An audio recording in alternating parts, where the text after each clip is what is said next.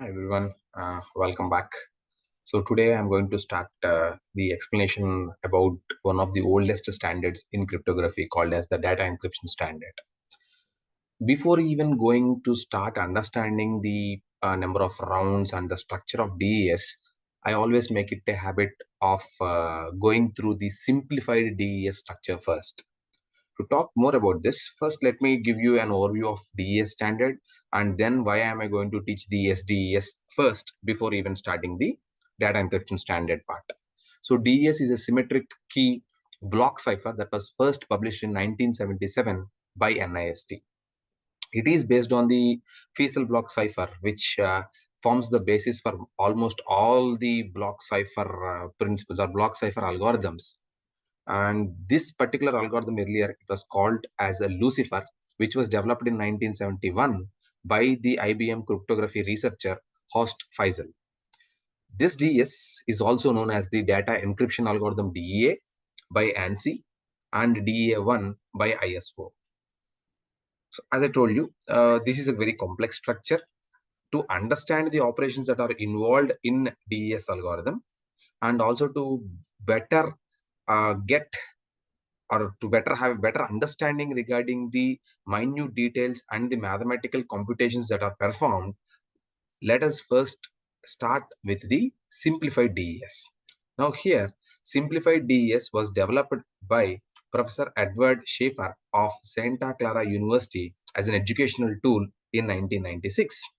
It is by no means a secure algorithm, and it has been developed purely for academic purposes to make understanding of DES easier. So please remember that this simplified DES has a very similar structure and properties to the original DES algorithm, but we only work with smaller parameters. Let me show you how it works. This diagram gives you an overview of the SDES part. This is the encryption part. This is the encryption. And this is your decryption part. And this is your key expansion part. So the SDES algorithm is a block cipher algorithm. If you remember, a block cipher is something which always processes your plain text in blocks, in some fixed sized blocks.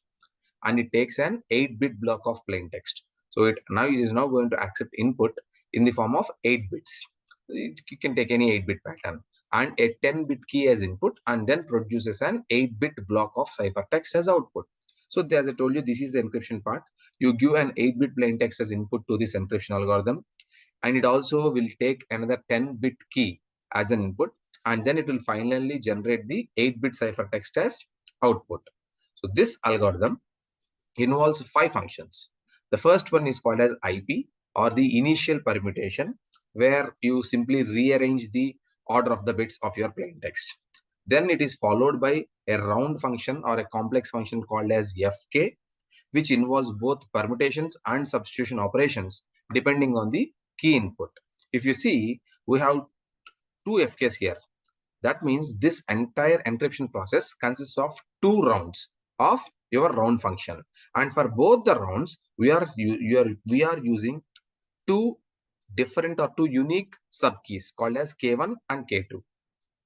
And then after this round function, we have something called as a SW function, or it is called as a switch function, which interchanges both the halves. And then the round function with the different round key, followed by the inverse of your initial permutation, which is called as inverse initial permutation. So this is the encryption procedure. First, you take an plain text, then you perform an initial permutation, then you give it to the round function FK, followed by the switch function. Then we do another round function, but with K2, and then finally we do the inverse initial permutation, and then we get the 8-bit ciphertext. So this is the encryption part of your SDES algorithm. Regarding the key generation algorithm, this diagram I have taken it from the Stallings textbook that I used to refer. We can see that we are accepting a 10-bit key as an input, which is now passed to the P10 permutation, which arranges these 10 bits of the key in some particular designed order, predefined order, and then these 10 bits are divided into 2 halves, 2 5s, and LS1 stands for left shift of 1. That is, each half of this 10-bit key, or each 5 bits of this 10-bit key is performed a left shift operation by 1 bit. And then this input is now given to P8, which will select only 8 bits out of these 10 bits to create or to generate the first round key K1. This input, which is or the 10 bits which have been taken for the left shift, is again given to the input of another operation. This is called as left shift by 2 bits. And the output of this particular operation is given to P8, which will once again apply the same order to select only 8 bits out of this to create K2. So this is how from a single secret key of 10 bits, we are able to generate 2 round keys, both K1 and K2, each are 8 bits in length. Okay, so this is the key generation or this round key generation algorithm, or we can say key expansion algorithm, whatever you want. So the key expansion algorithm accepts a 10-bit key and generates 2 unique 8-bit round keys K1 and K2 used at both the round functions. So the initial 10-bit key is subjected to a permutation P10 followed by a shift operation. The output of this shift operation then passes through a permutation function, which is P8, and which produces an 8-bit output P8 for the first key, and then also feeds into another shift. You can see this, it goes to another shift operation and then followed by another P8 operation to create your second round key. Now to just summarize, K1 is created as, you can see the key here, which is 10 bits. You perform the P10 operation, you perform the left shift operation by 1 bit, and then you perform the P8 operation on that output. Finally, you get K1. Similarly for K2, you do the key P10 shift operation. From this shift operation, you are taking an input, or you are taking this output and giving it an input to the next shift operation. You can see this is LS2, and then you perform the P8 here, and we get the K2. It is best understood if you take a numerical example and work with the particular key generation algorithm. It is quite easy to work with this. So let me show you. As I said, this is the fixed pattern of P10, which rearrange the 10 bits into a particular order. The 10-bit key shared between the sender and receiver is used and initially passed through a permutation P10, where P10 is a permutation with the table given as follows. Now let me show you, and let me take a simple example. Let us assume that the key that is actually shared between the sender and receiver is 1 1 0 0 0 1 1 1 1 0. Now to understand how P10 works, what I will do is I'll simply number the, give me a second, let me number the bits 1 2 3 4 5 6 7 8 9 and 10. If I implement P10 on this, it is asking me to rearrange this key K according to this table. What is bit number 3? 0, isn't it? So 0. And bit number 5 is 0. Bit number 2 is 1. Bit number 7, 1. 4, 10, 1, 9. 4, 10, 1, 9, 8, 6. 8 is 1, 6 is 1. So this is what I got after performing the P10 operation. So this is the 10-bit key that I selected, which is this 110, 001, 1110. So this is the 10-bit key, and I inserted this key, or I gave this key as an input to the P10 operation, which has generated this output for me. Now from this output, you can see this, I am dividing this particular 10-bit key into 2 halves of 5 bits each. So I'm just drawing a line. I'm just drawing a line here. So this is my left side part and this is my right side part. Now both 5 bits, and each of these 5 bits are given as an input to the left shift operation or to the shift operation. With this, what I will be getting is, you can see here, left pin means this 0 goes here. So after performing the LS1 operation, you just move this 0 here. That's all. 0, 1, 1, 0, 0. And then here also similarly, this 0 goes towards the left. So what I will get?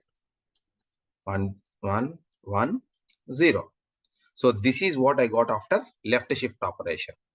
Understand? You can see the results are 0 1 1 0 0 and 1 1 1 1 0.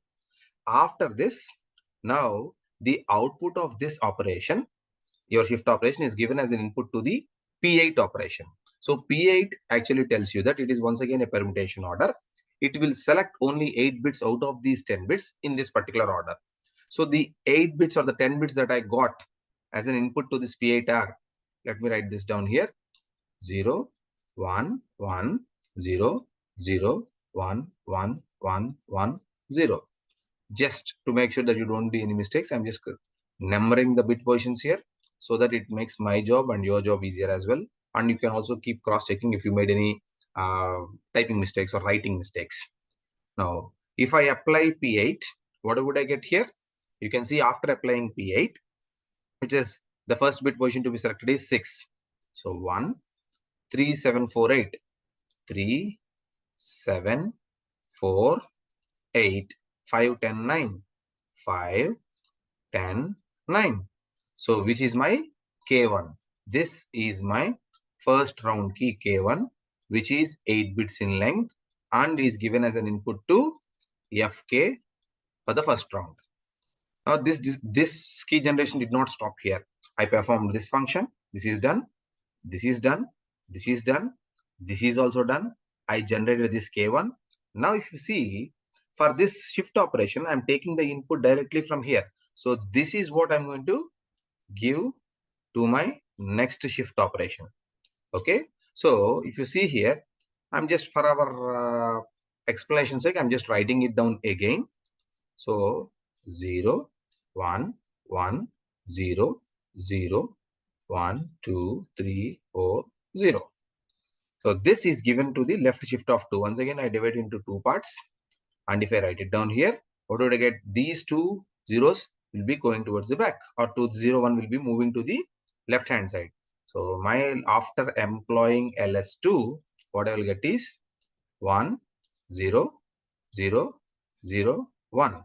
Similarly, these two ones will be moving towards the left hand side. So 1 1 0 1 1. After LS2, you can see this. Now these 10 bits are given to the P8 operation. So the same rules apply. What the P8 will select only 8 bits in this particular order from this 10-bit input. So if I employ P8, the bit, if you want, I can write down the bit positions as well. 1 2 3 4 5 6 7 8 9 and 10. Check it out. 6 3 7 4. 6 is 1, 3 is 0, 7 is 1, 4 is 0, and then comes 8 5 10 9. 8th position is 0, 5 is 1, 10 is 1, 9 is 1. So this is my K2. So I performed this left shift of LS2 is nothing but it says you need to do a left shift operation of 2 bits. So I got my K1 and K2 here. Okay, you can see this. This is what we got. So this pair of 5 bit strings message. This is how you have taken first initially a key K here. I did take a key K which is 10 bits in length, and I gave this 10 bits as an input to this subkey generation. First, I performed the P10 operation on that, and then I followed it. I divided into two halves and then performed the LS1 or the left shift by 1 bit operation on this, and this is the output I got. And this output of 10 bits is now passed on to the P8 operation, which selects only 8 bits out of these 10 bits, and these 8 bits from the first round key. And from here, these 10 bits are passed on to the LS2 operations, which is left shift by 2 bits. And these 10 bits are passed on to the P8 again. This P8 will create the next 8 bits, which are used as the second round key called as K2. So from this 10 bits, I am able to create K1, which is 8 bits in length, and K2, which is once again 8 bits in length. These two round keys are unique in nature. Please remember that they have to be unique. The round keys will not be similar. Okay. Now let me move on to the next and most important part, which is the heart of your simplified DES, called the round function. What it does, you can see it accepts an 8-bit plain text, So your plain text is actually divided into blocks of 8 bits, and these 8 bits are processed in this particular order, and you ultimately, after all this processing, you will be creating an 8-bit ciphertext. Okay, so this is my plain text and this is my ciphertext. So if you just read out what the particular order is or which steps are to be followed here, the input to the algorithm is an 8-bit block of plain text, which is permuted using the IP function. IP is nothing but initial permutation. It will say how to rearrange the 8 bits of your plain text. If you have some plain text of 8 bits, it will simply rearrange those bits. And towards the end, you can see there is an IP inverse, which is called as the inverse initial permutation. So this is the inverse of IP. Okay, and during my research I found that this does not have a cryptographic significance. It is used to make these old registers work efficiently. And let it this particular, after the initial permutation, we can start your round function, which is called as the fk. So what does fk consist of? Let me see. The function fk is the most complex component of the SDES. It consists of a combination of permutation and substitution functions. If you start reading this here, after doing the initial permutation, these 8 bits are actually divided into two halves of 4 bits each, the left half and the right half. And you can see L stands for the left half of your 4 bits and the right half of the right half 4 bits, which tells you that the round function f, or this function, this particular box is your f of your right hand side r and your sub key, which is k1 here, exclusive OR with, you can see there is an exclusive OR here, exclusive OR with the left hand side of the data, this particular black line here, left hand side of the data, comma, and finally the R. But don't worry, we will take a small numerical example and we will work with this, which makes it easier to understand what is happening here. There is nothing much complex in this. Of course, it might look different, it might look complex by looking at all those diagrams and all those figures over there, but believe me, once you start understanding this, it is very much easier to reproduce also. So where L and R are the leftmost 4 bits and the rightmost 4 bits of your 8-bit input to FK. And FB the mapping from 4-bit strings to 4-bit strings. SK is nothing but a subkey, and this stands for the exclusive OR operation. Now, you can see this. For the mapping function F, input is you can see this function. I am taking the input as a 4-bit number. Which is the 4-bit number? As I told you, this 8-bit, the initial permutation will leave you with an output of 8 bits. And from this 8 bits, you divide these 8 bits into 4 bits left and 4 bits right. The right part of the 4 bits will be given as an input to the round function, or this particular F mapping function. The first operation in the mapping function is your expansion permutation. This you can see the box here, E bar P. This is called as the expansion permutation. What it will do is, it will simply expand these 4 bits into 8 bits. That's all.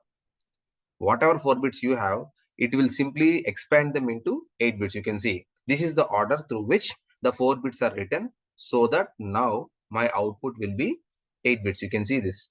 This is a 4-bit input, and this 4-bit input is given to the expansion permutation, and the output is now 8 bits here.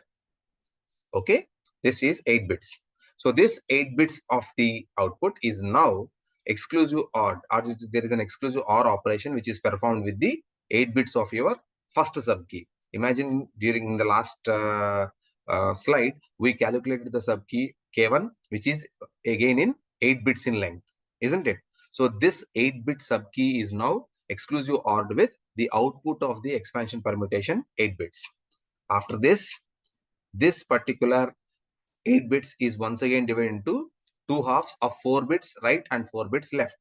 This is the 4 left bit and this is the 4 right bits. These two 4 bits are now given as an input to something called as an S box. We call it as an S box, or in other ways, we call it as an substitution box. This performs the substitution operation on your data, isn't it? So this performs a substitution operation on your data. So this S box will accept 4 bits as an input, and now will give only 2 bits as output. You can see this.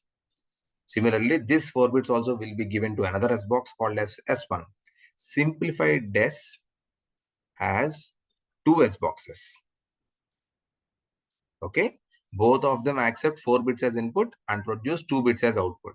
And finally, these 4 bits are now given to the, you can see these are the two S boxes here. So let me wipe it out.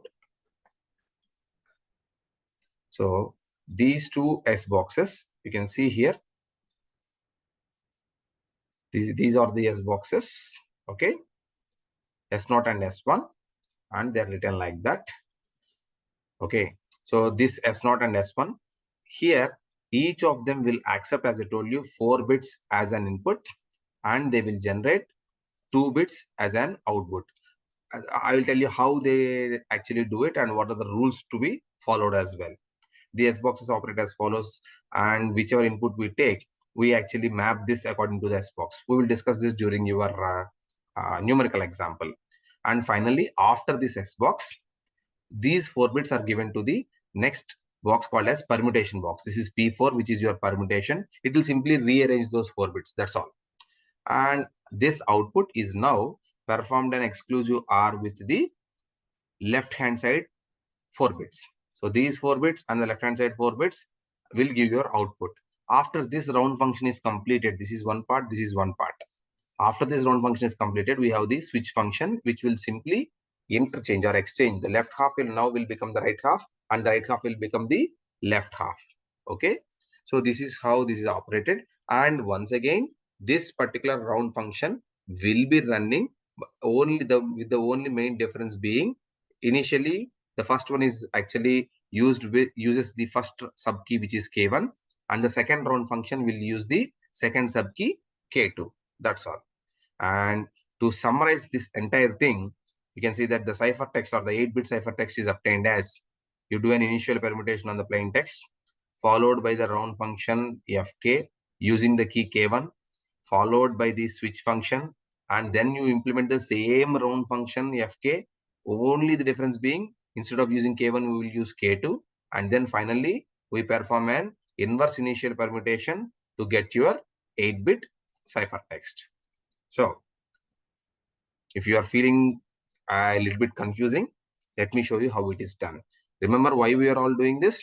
We are trying to encrypt a message which we want to send to the receiver.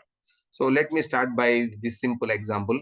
First, let us assume that I am the user and I selected this as my key. K is equal to 10100000010. This is my key, which is once again 10 bits in length, isn't it?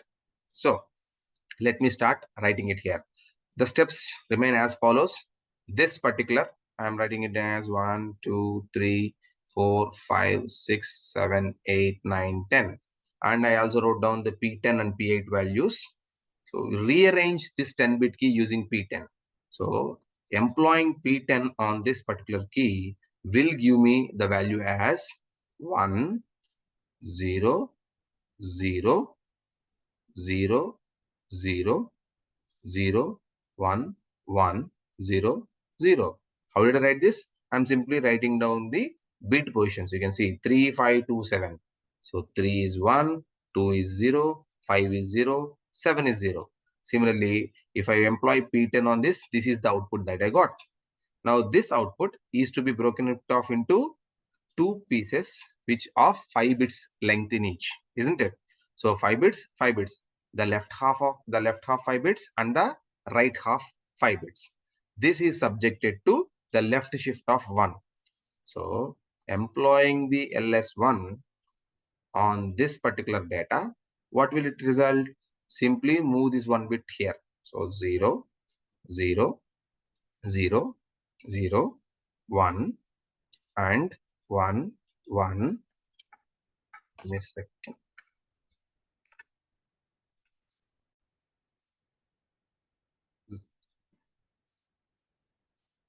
0, 0, 0. What did I do is I simply moved this 0 towards the left hand side. Here also I simply moved the 1 towards the left hand side. So this is what left circle shift is done. So this is what is left with. Now this is now given to P8. What will P8 do? It will select only 8 bits from these 10 bits in this particular order only, 6, 3, 7, 4, 8, 5, 10, 9.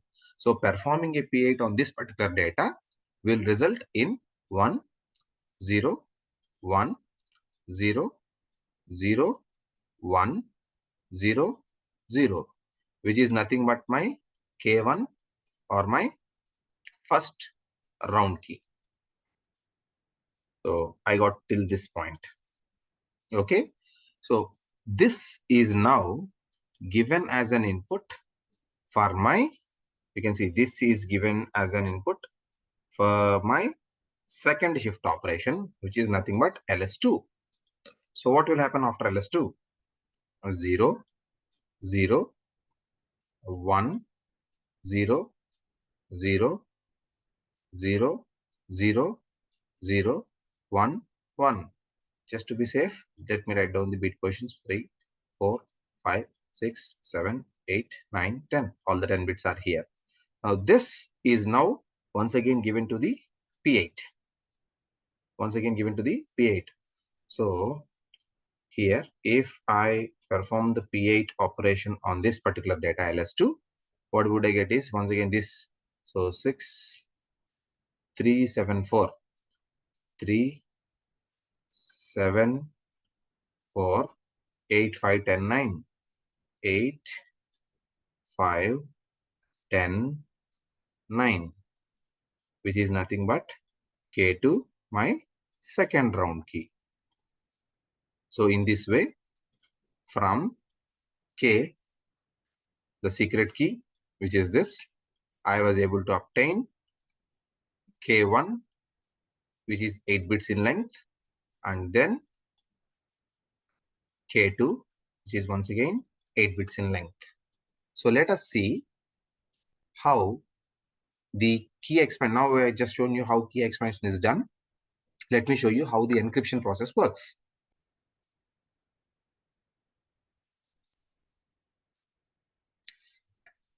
As I told you, the plain text is actually taken or considered or processed in a fixed size block, and SDES accepts 8-bit plain text, isn't it?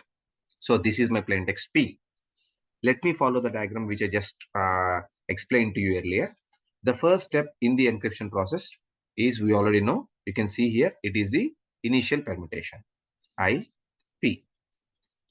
Now if you want, I can write this down, 1, 2, 3, 6, 7, 8. So after doing the initial permutation, what will be my value here? So if you see, initial permutation says 2631, second bit, sixth bit, third bit, first bit. Similarly, 4857, fourth bit, 8, 5, 7. So this is what I got after this particular step. So this is done. Now if you see, after this is done, I divide this particular 8 bits into 2 halves, isn't it? So I'm doing the distribution into 2 halves. Okay. So after this thing, you can see here, this left part is not used till the end of the round function. We start working on the right part. The right part 4 bits are now given as an input to the expansion permutation function. So E bar P. What does it tell me? If you take this, if I just write down the bit positions 1, 2, 3, 4, your expansion permutation tells you that 4, 1, 2, 3. So fourth is 1, 4, 1, 2, 3. Once again, 2, 3, 4, 1.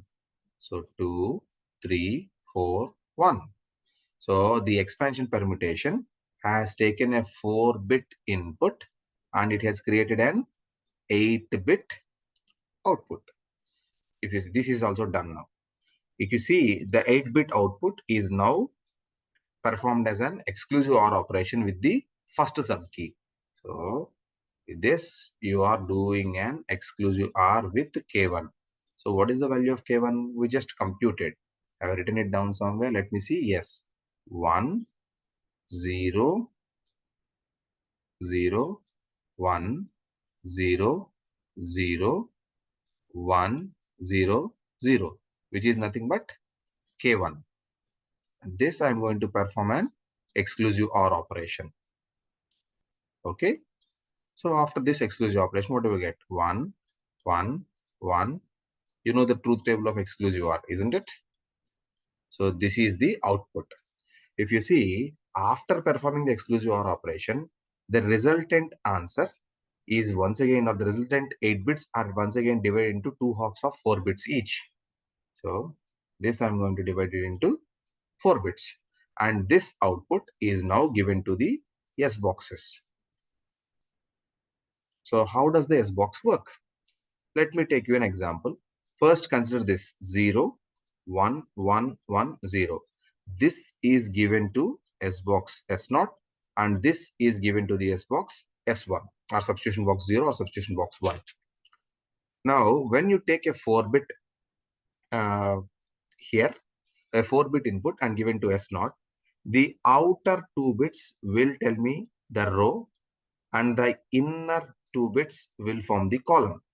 So to find out what these 4 bits map to, I have to use S0. So in S0, let me consider the first 2 bits. So this tells me this is the row, and 1, 1 gives me the column. So the resultant value is 2. So the answer will be 2, which is mapped as 1, 0. Similarly for S1, if I take S1, 0, 111. So the outer 2 bits form the row, and the inner 2 bits form the column. So 0, 1 is the row here, 1, 1 is the column here. If you see, it maps to the value 3. So here we get 3, which is mapped to 1, 1. So hence, after this S box, the value is 1, 0, 1, 1. So this step is also done. These 4 bits are now subjected to P4. What does P4 say? 2431. It will ask to rearrange these 4 bits in, or this 4-bit input in this particular manner. So for P4, what will happen is 2431. Second bit is 0, 431. All the rest are ones. So with P4, this is what you got. This is also done. Now this is your mapping function. So this mapping function does the expansion permutation, followed with the exclusive OR operation with the round key. Then you divide that output into two halves, give them as an input to two S boxes. You get a 4-bit in output, and this 4-bit output is given to P4, which will rearrange the positions of these 4 bits, and then you perform the exclusive OR with the left half. You can, if you remember, this is kept idle, isn't it? So now this is brought down here with your left part, which is nothing but 1, 0, 1, 0. If the resultant is 1, 0, 1, 1. This is what I got. So you can see here. Now, this function's output here is, if I'm just writing it down, just let me summarize. The output here is, what I got is 1, 1, 0, 1. And you can see the right mode part, first what we started with is 1, 0, 0, 1. So 1, 0, 0, 1. Now, this is the value here. This is the value here. This is done. This is the output of the FK1 round. So initial permutation is completed. Your second step is also completed. The third step is your switch function. So what does it do? It will simply exchange this one, left as right and right as left. So this function, after the switch function, what I will have is, after the switch function, the output will be 1, 0, 0, 1, 1, 1, 0, 1. Now what will happen, sir? From after the switch function, you perform the same operations that you just did from the starting with the expansion permutation, but only for the change is that we use K2 here. So now you have to be with me. Now, this is my operation. Now the output is 1001, 1101. I'm just drawing a line here. This is my left part and this is the right part. And I'm going to start here with the expansion permutation. With the expansion permutation, now I'm taking the right bit as input 1101. And if I expand, what would I get? So 4, 1, 2, 3. 4, 1, 2, 3. And 2, 3, 4, 1. 2, 3, 4, 1. Isn't it? And this expansion permutation, I got the 8 bits. And now I'm going to perform an exclusive OR with K2. K2 is 0, 1, 0, 0, 0, 0, 1, 1, which gives me 0, 0, 0, 1, 0, 1, 0, 1. This is what I got here till this point. Now this is divided into 2 halves again. So this is sent to S0 and this is sent to S1. Now tell me 1, 0, 1, 0. These two form the row and these two form the column. So 1, 0 and 0, 1, which tells me once again it maps to 2. So this I get as 2, which is nothing but 1, 0 for S1, 1, 0, 0, 0. These two form the row. So 1, 0 is the row and 0, 0 is the column. Once again it maps to 3. So I get 3 here, which maps to 1, 1. So finally the value will be after the X boxes 1, 0, 1, 1. Next comes P4 operation. Next comes the P4 operation, which will interchange this data according to this rule. So 2, 4, 3, 1. So 3 ones. This will be performed an exclusive OR operation with the left side value, which we haven't used yet, which is nothing but 1, 0, 0, 1. So this gives me an answer. What? 1, 1, 1, 0. Isn't it?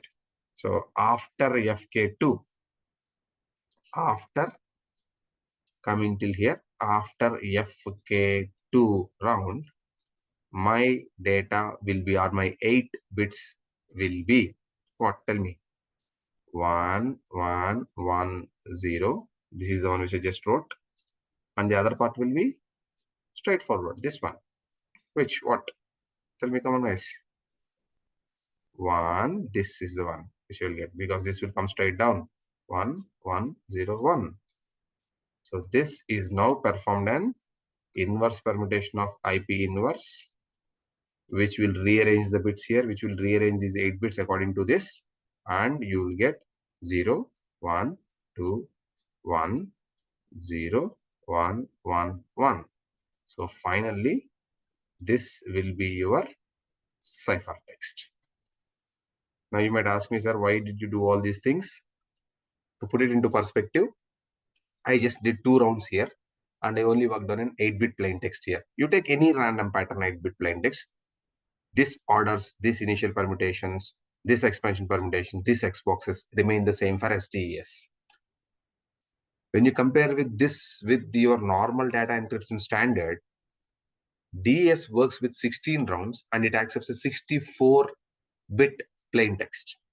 The block size of DES is 64 bits and the key size is 64 bits, which will be reduced to 56 bits after the first permutation, and the round key size is 48 bits. It will become a really very big task to do all this or to do such numerical computations on the original DES algorithm. That is the reason SDES actually helps you out to understand those operations better, because the properties, the type of operations that we do here are very much similar to DES, except they are quite smaller in size when you compare it with the original DES algorithm. So this is how. I will quote some more problems in the comment section. You can just check them out and if you can try them out to get your own answers. So always remember that my suggestion to everyone is try to remember these diagrams well. And if you're asked to write anything, you can just simply work with this key generation algorithm and then the encryption algorithm, work your way through. Okay. So with that, thank you very much. And if you have any doubts, please feel free to raise any issues in the comment section. Thank you very much and do take care.